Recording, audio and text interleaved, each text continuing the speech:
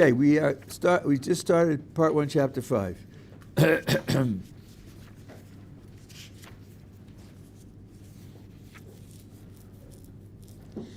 I told you yesterday that the Ramchal divides the creation, all created things, into 4 groups. 4 groups. And the division into 4 groups is based on 2 qualities. And the way you make 4 groups out of 2 qualities is tricky. The 2 qualities are spirituality and physicality. The spiritual characteristics and physical characteristics. And the 4 categories are: some things are purely spiritual, some things are purely physical, some things are a combination of a spiritual and a physical thing. And that's the 3rd category. And some things have certain spiritual features and certain physical features, so they're not wholly physical and not wholly spiritual. They sort of sit on the gray area between them. That's how the 2 features, spiritual and physical, give rise to 4 categories. The spiritual entities are those energies that we talked about in talking about the study of Torah, which come in many levels and many different strengths and different generality and specificity, certain kind of energy that God put into the creation, and angels and souls. And the souls differ from the other 2 in that souls are spiritual things that are designed to come into a very intimate relationship with a physical thing, called the physical body, so that the 2 of them can form a unity and interact with one another, whereas the other 2 spiritual types of things, those energies and the angels, don't come into the relationship which would form a unity. That doesn't mean they have no effect, that they don't influence. They do affect, they do influence, but they don't form a unity with a physical thing.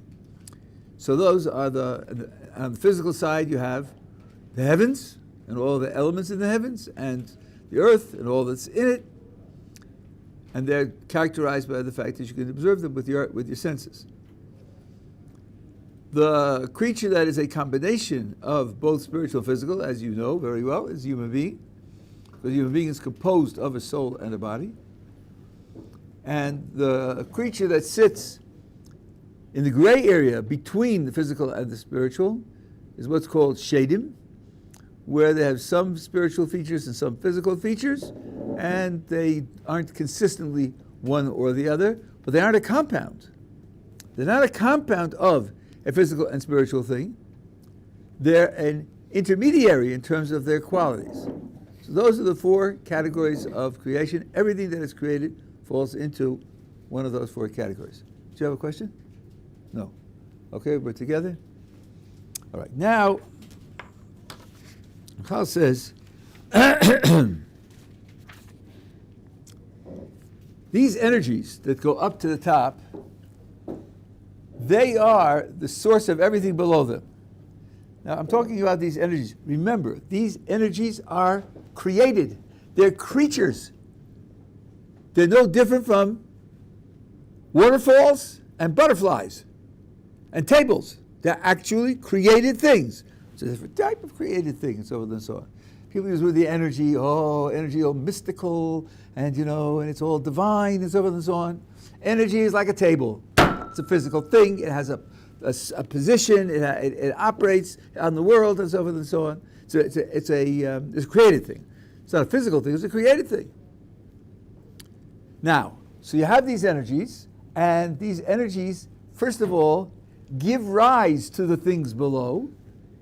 The things below develop out of these energies, and then these energies monitor the things below, direct them,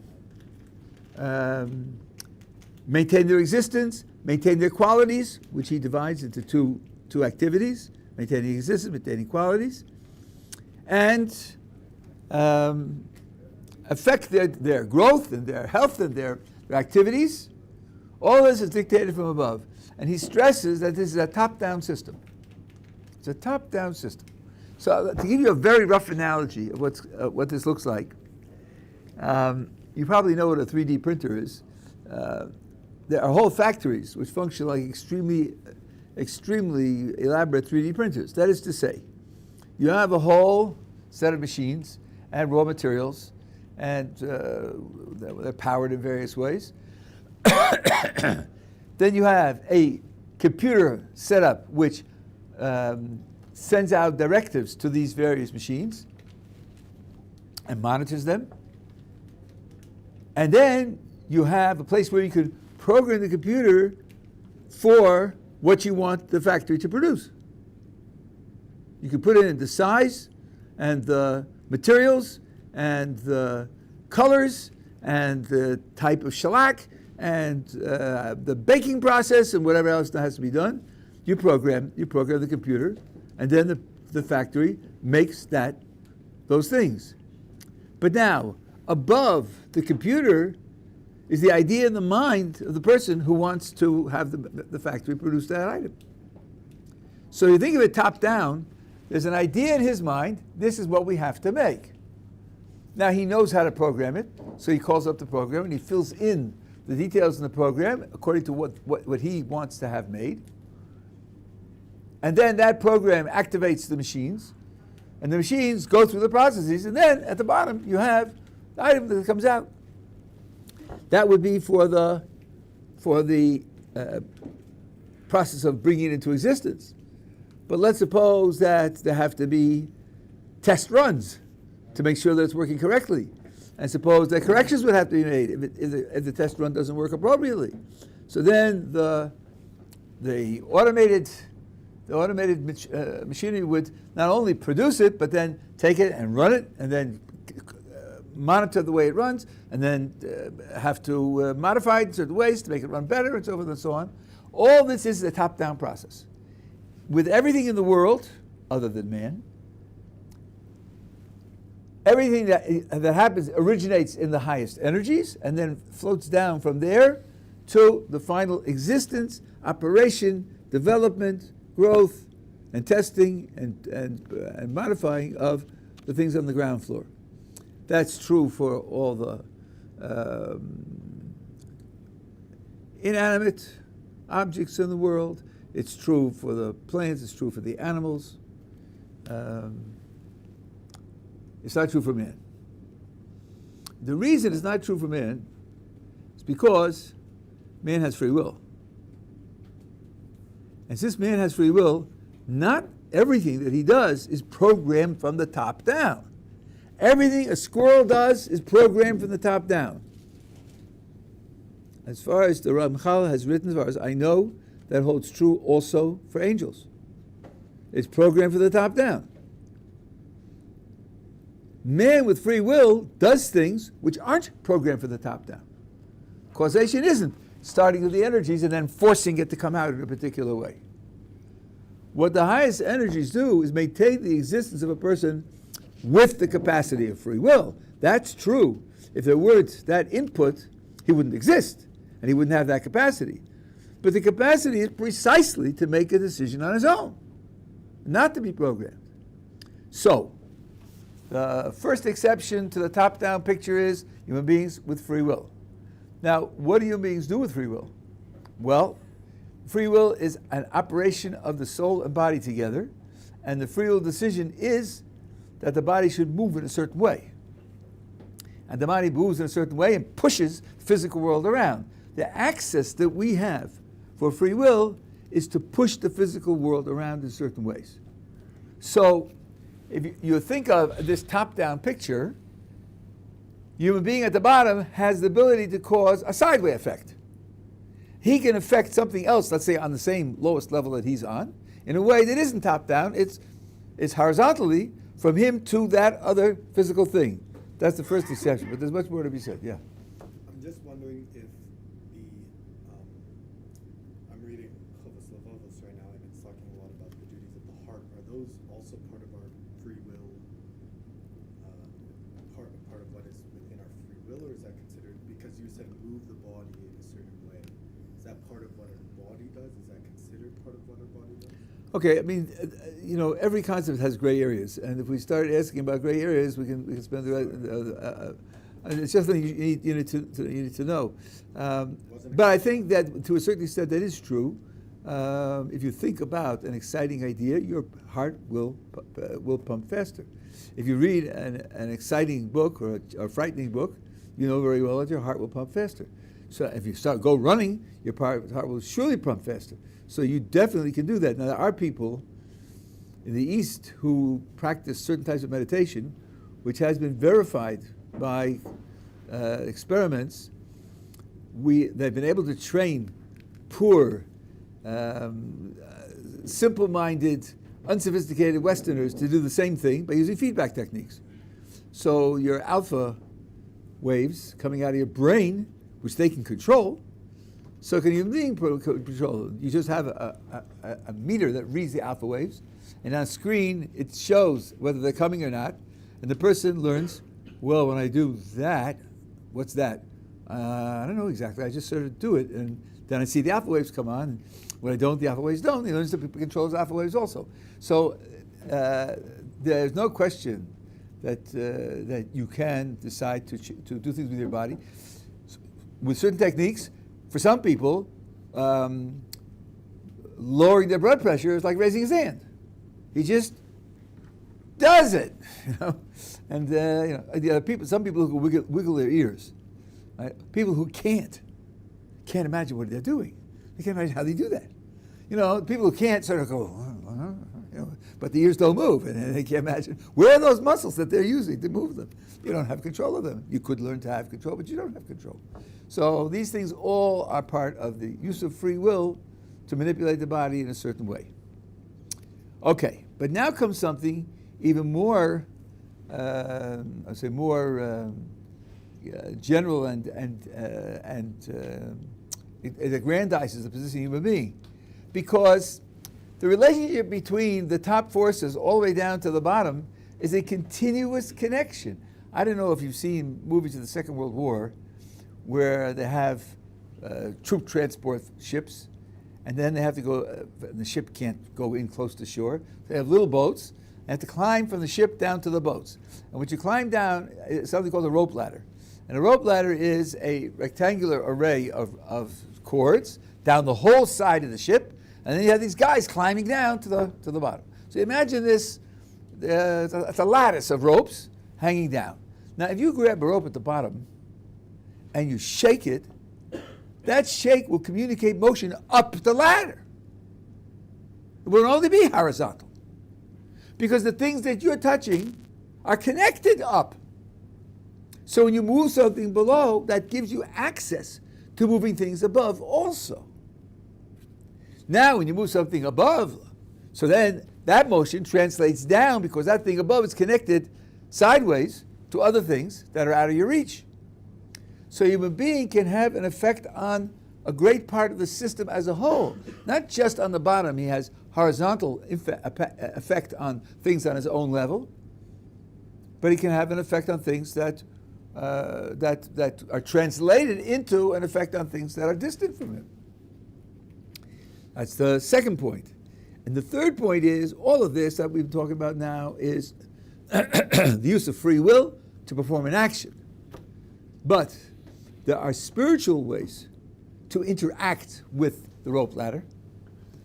There are spiritual ways to, so to speak, reach up and grab a knot on the rope 100 feet above you and give that a shake, without doing it on the bottom and having a minor ripple go up and move it a couple of centimeters. No, you can reach up, touch it, grab it, and give it a shake, and then the influence on the things below is quite dramatic. So human beings are a gigantic exception to this general top-down picture of how the world works. Are we together so far? Yeah. Are there faculties and facets of a human that is constricted to the top-down formula?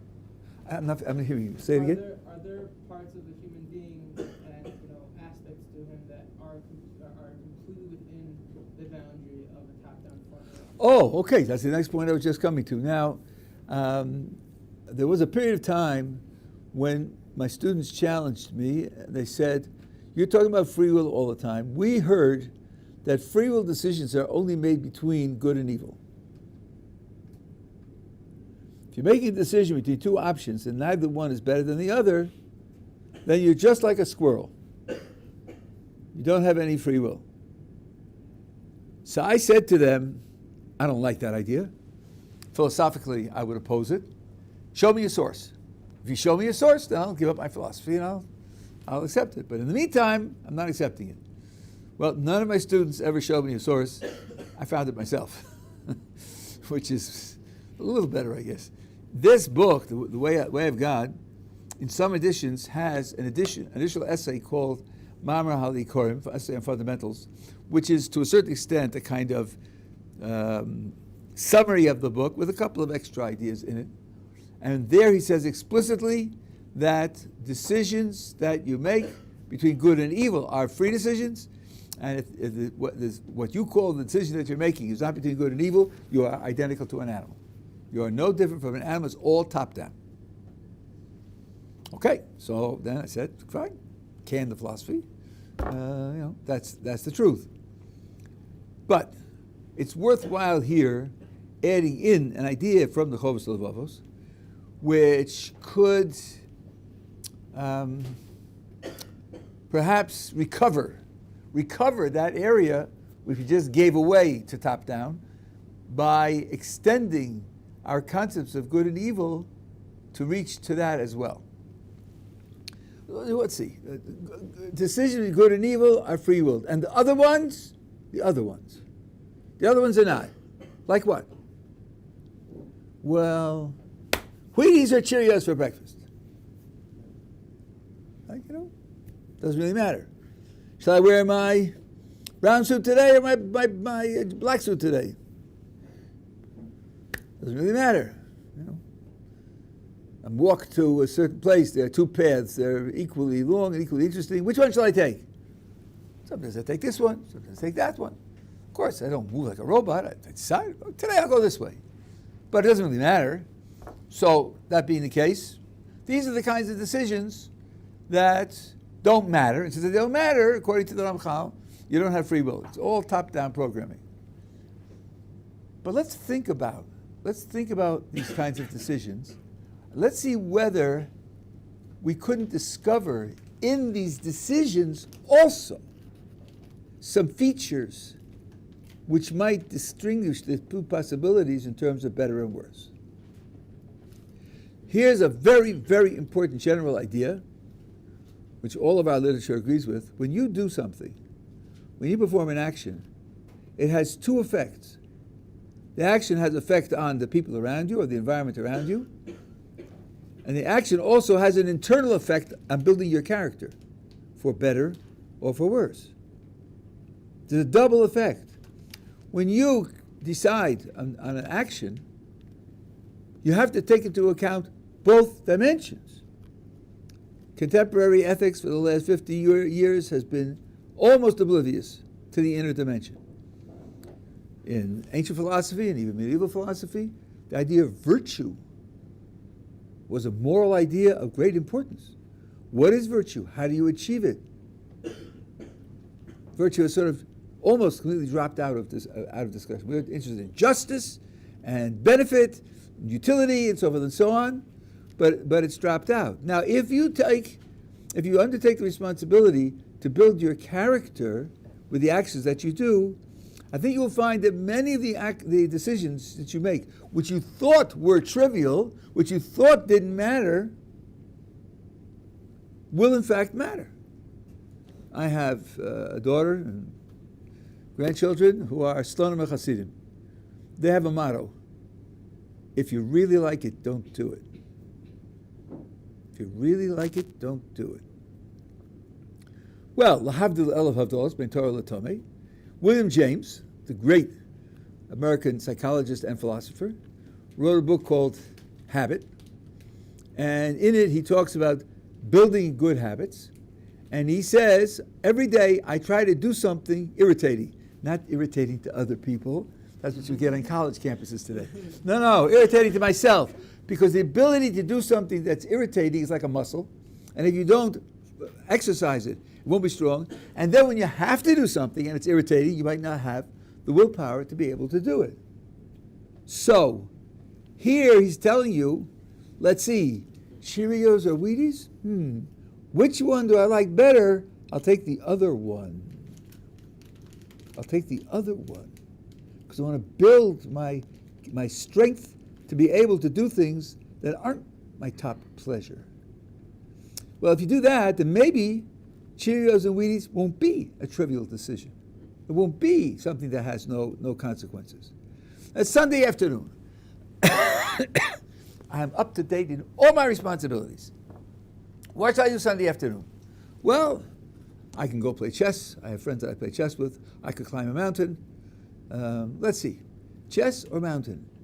Well, a mountain takes considerable physical effort. In fact, I know myself, when it's a question of going mountain climbing, there's a certain resistance. I am quite talented at finding other things to do rather than going mountain climbing. So maybe I should go mountain climbing just because I find it difficult to do. And then it isn't a trivial. Chess or mountain climbing makes no difference. It does make a difference. So now, it could come out, and this is what the Gottleib really says, that instead of there being three categories, obligatory on the one hand, forbidden on the other, and optional in the middle, maybe there's no optional. Maybe there's only obligatory and forbidden. Because of measuring the long-term consequences, and in particular the internal consequences of the action that you perform. So now, the Ramchal's point would have to be put like this. As long as in your mind you don't see any difference morally, you don't evaluate one as better than the other, then your decision is going to be top down. It will be programmed from above, and you will be like an animal. But when you see it, then you have the struggle to do what's better over what's worse. Then it will be a free will decision.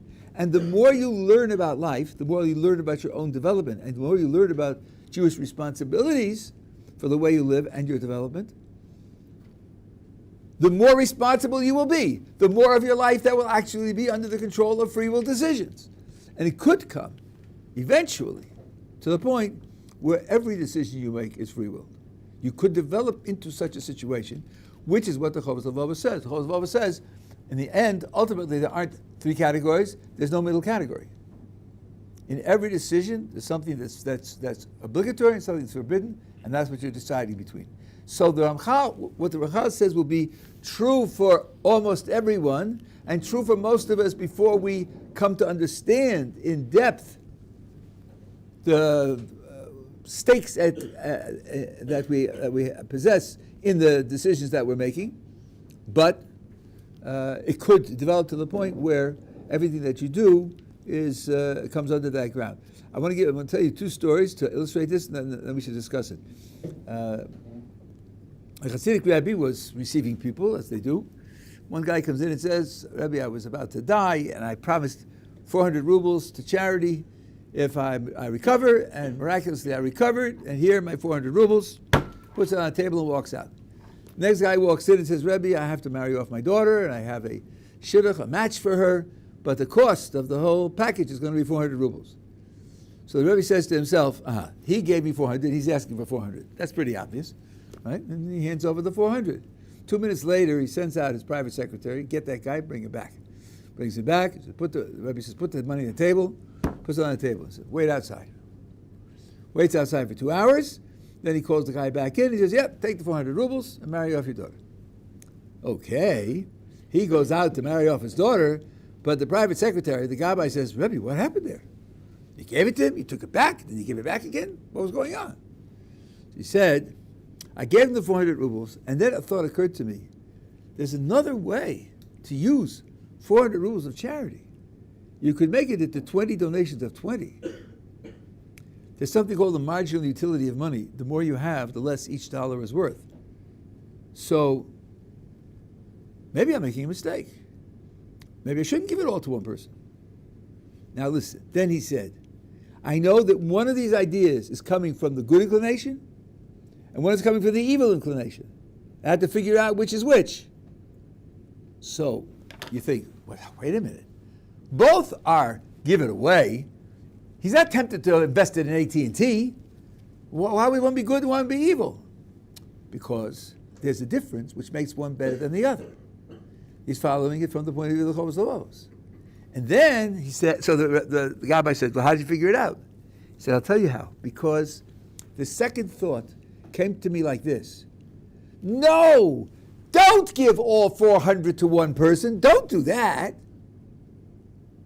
Better you should give 20 packages of 20. The shorish, the root of the second thought was, don't give it. That's wrong. I don't want to nourish that root that starts with don't give. So here is applying the internal effect. Another story like this, someone went to the Chavetz Chaim. He was offered a job in a bank, and he asked whether he should take it or not. Now, their banks work differently from ours, and the Chavetz Chaim said, if you are the person who receives deposits into their accounts, one person apparently did that all day, don't take the job. If you're a person who pays out withdrawals, take the job. Now you say, but it's not his money anyway. That's right. It isn't his money. But all day long, taking money and putting it in the drawer, another handful, put the handfuls in the drawer, has an effect on a person. And all day long, people coming and saying, I want this money, I want this money, and handing it out to them, also has an effect on a person. So Maimonides says, I'll make up numbers, if you have $100 a month to give to charity, don't give $100 to one person. Give $101 to 100 people. Why? Because if you give $100 for one person, all the rest of the month when people ask you for money, you're saying no.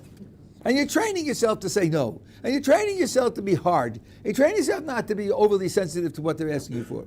Whereas if you give $1 each to 100 people, you put your hand in your pocket 100 times and hand it out.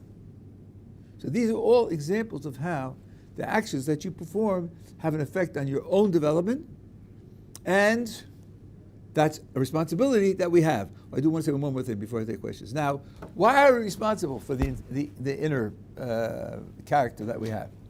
Here, I think I can explain this with a simple example.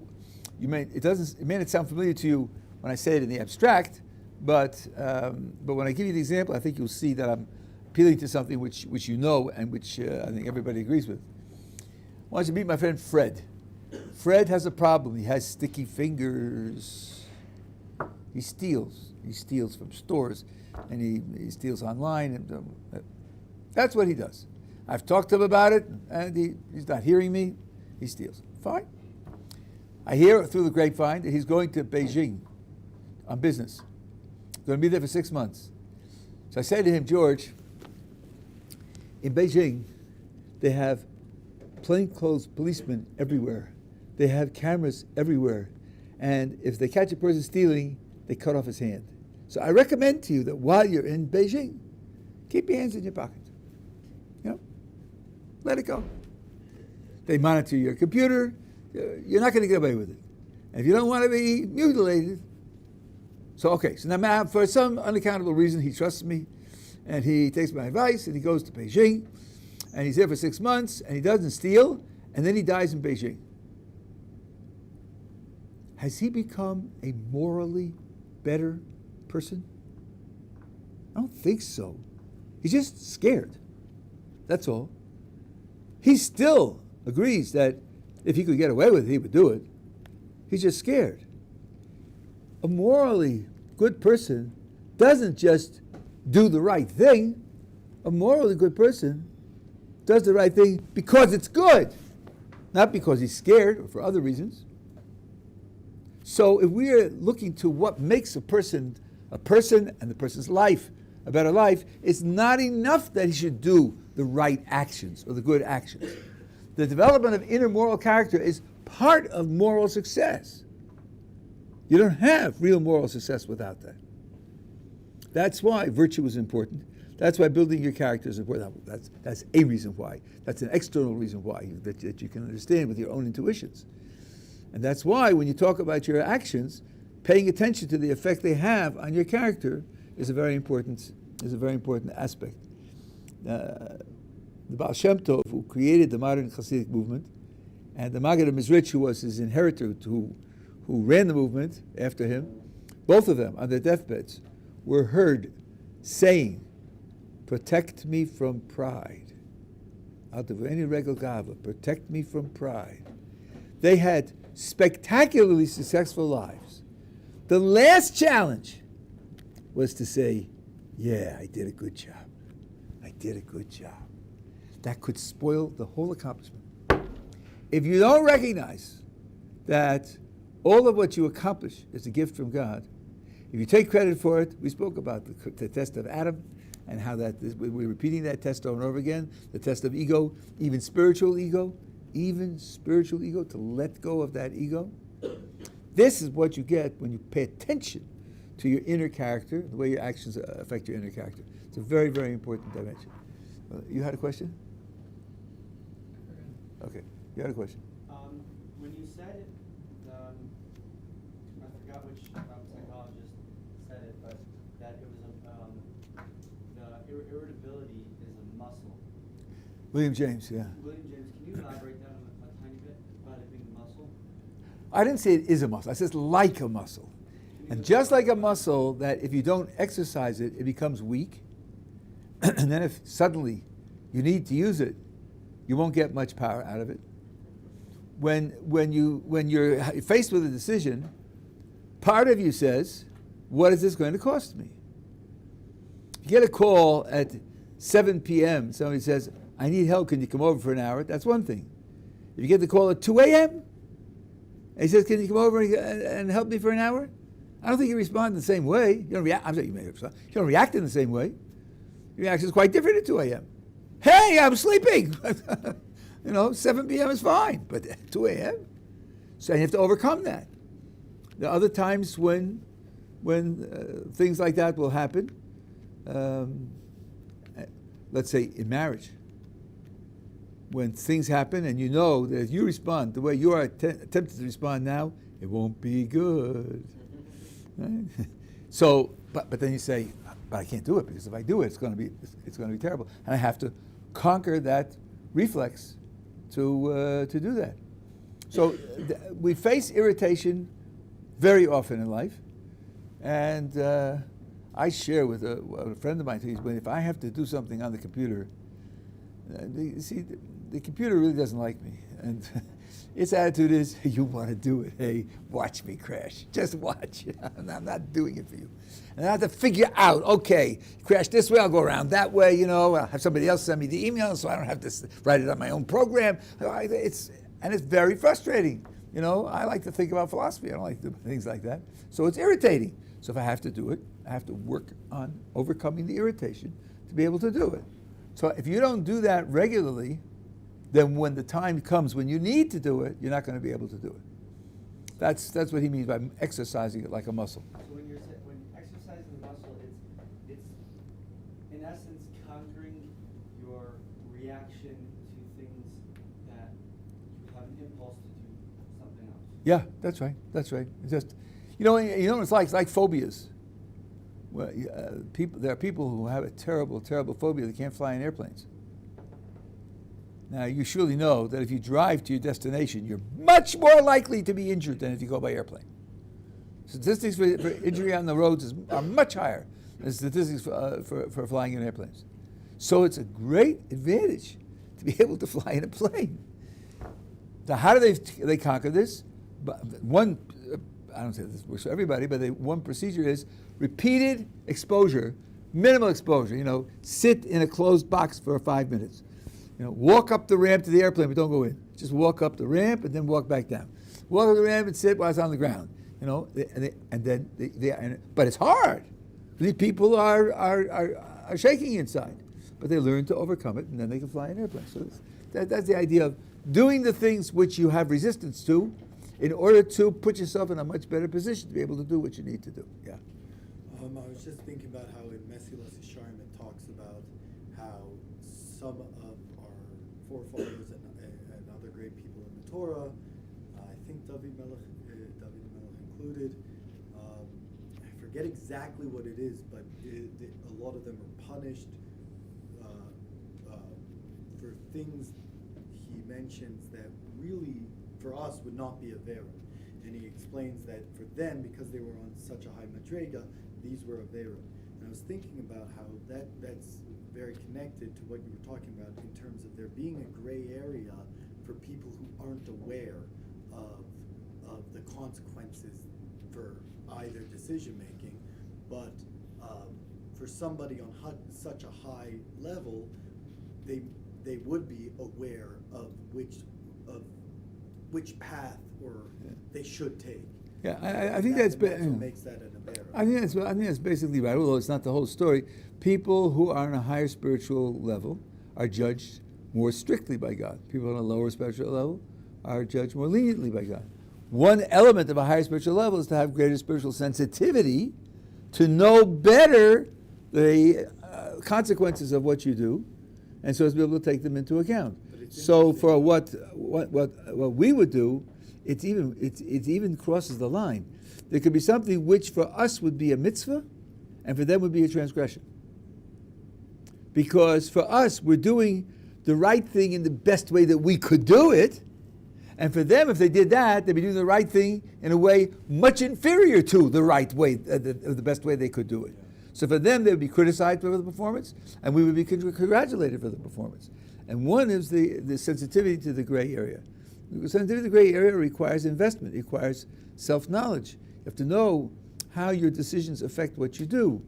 And if you self-monitor to a certain extent, and self-monitor, let's say, over a year or 2 years, and think back, where was I 2 years ago? By the way, I strongly recommend keeping a diary.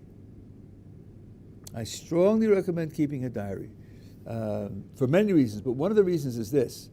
If you are looking to accomplish something great, it's a big challenge, climbing a big mountain. So it's very natural to be focused upward. That's where I'm going. No, if it's 7,000 feet high, the first 3 weeks, when you look up, it looks just as high. It doesn't look any shorter.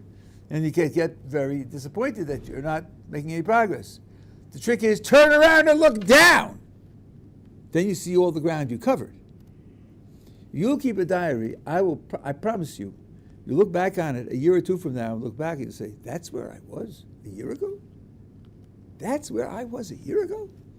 I mean, I progressed so far in this year. You won't, it's a great support. It's a great reinforcement. Keep a diary like that. Now, how do I know this? Because it happened to me. At a certain point I was living in Baltimore, I was asked to give a shir in Gemara.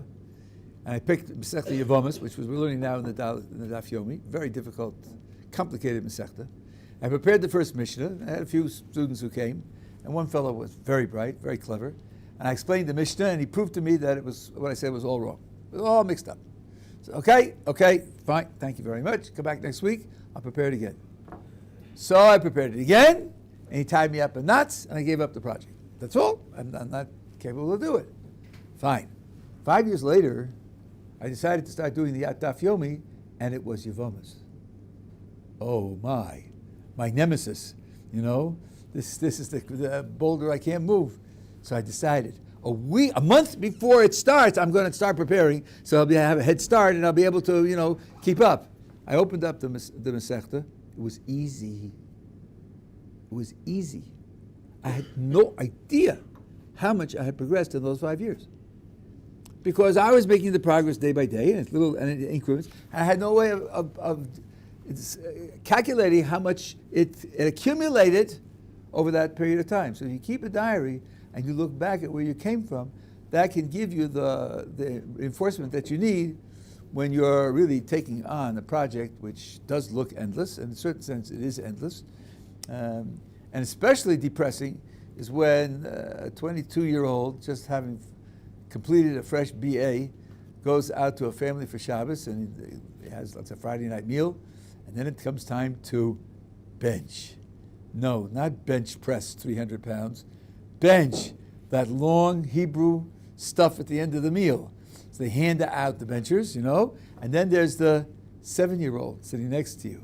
He takes the bencher with such confidence. Such self-confidence. He opens it up, he's like, rattling it off, rat-a-tat-tat. You know, he goes through it in 2.5 minutes, closes it, and you're looking at the first paragraph. I'm never going to get through this. You know, I'll be here till midnight. I don't know. So, you know, I think, how am I ever going to be better than a 7-year-old? Mm-hmm. Mm-hmm. If you keep a diary and you look back, then you'll be able to see the progress that you made. Yes. With the analogy that you had given before about the rope ladder, Yeah. could you give an example?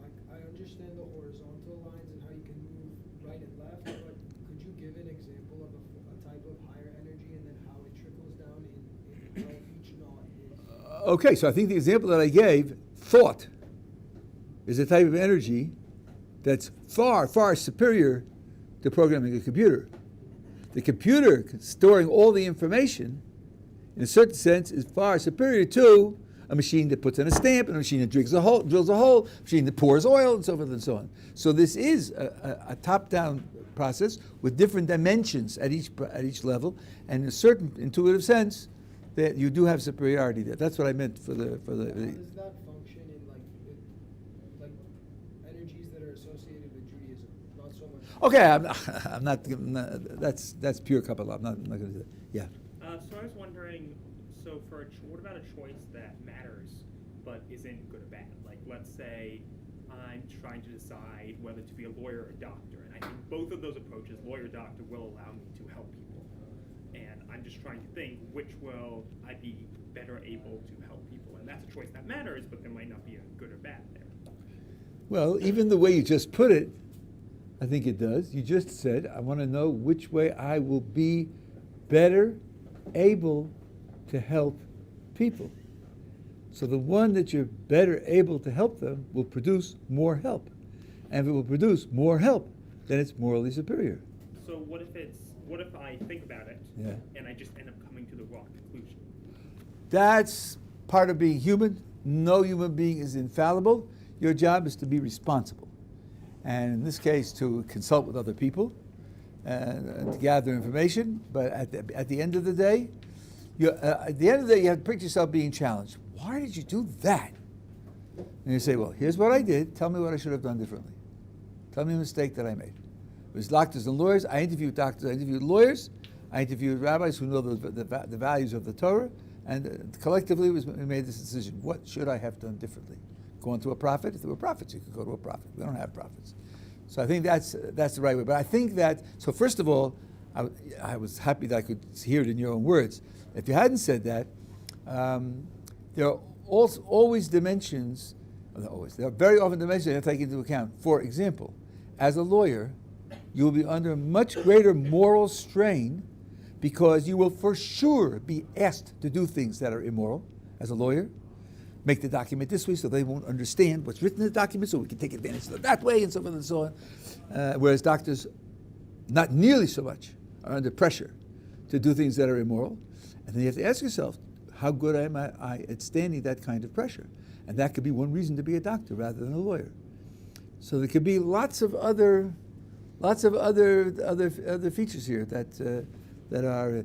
You have to know your own psychology. How likely is it that you will take the work home?